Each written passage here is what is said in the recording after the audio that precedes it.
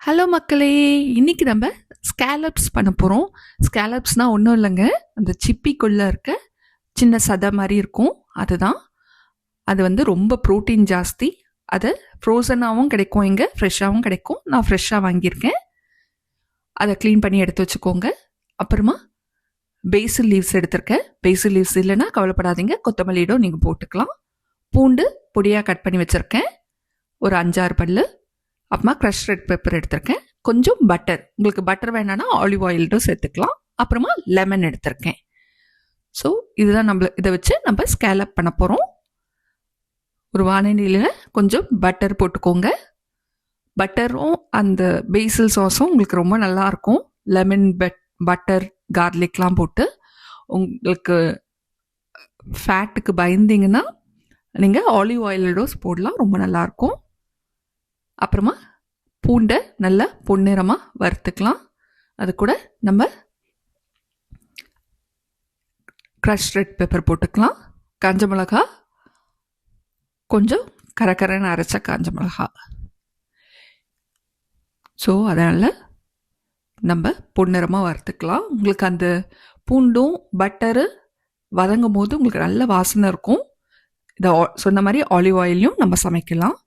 அந்த red பெப்பரோட red காஞ்ச மிளகா இருக்கு இல்லைங்களா, அதோட அந்த கலர் வந்து இந்த வெண்ணெய் பூண்டு கூட சேர்ந்து கொஞ்சம் நல்லா பார்க்கறதுக்கு ரொம்ப நல்லாயிருக்கும். இப்போ பாருங்கள், இது நல்லா வதங்கிட்டு இருக்கு. இப்போ கொஞ்சம் நம்ம உப்பு போட்டுக்கலாம்.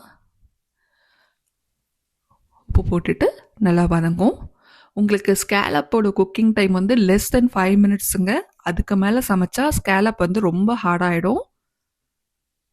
ஸோ அதனால் இது வந்து ஈஸியான ரெசிபி. ஒரு 10 மினிட்ஸில் நீங்கள் பண்ணிடலாம். ஹை ப்ரோட்டீன் அண்ட் வந்து உங்களுக்கு நல்லாவே கொஞ்ச நேரம் திம்முன்னு இருக்கும். பசங்களுக்கெலாம் கொடுத்தீங்கன்னா உடம்புக்கு ரொம்ப நல்லது. ஸோ இதை வதக்கிக்கலாம். பாருங்கள், நல்லா உங்களுக்கு கலர் மாதிரி இருக்குது பார்த்தீங்களா? அப்படியே ஒரு மாதிரி கோல்டன் ரெட் கலரில் வந்திருக்கு பாருங்கள். இது கூட நம்ம ஸ்கேலப்பும் இதுவும் சேர்க்கணும். இப்போது நல்லா வதக்கியாச்சு. ஸோ இப்போது இது கூட நம்ம ஸ்கேலப் சேர்க்கலாம்.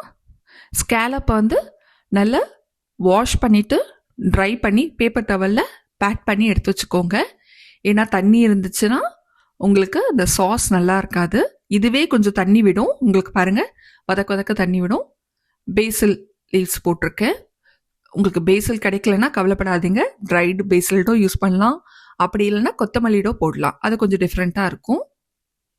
ஸோ இதை நல்லா பாருங்கள், ஒரு 2 மினிட்ஸ் பெர் சைடாக. யூஸ்வலாக வந்து இந்த ஸ்கேலப்பை தனியாக பட்டரில் ஃப்ரை பண்ணிட்டு வருவாங்க.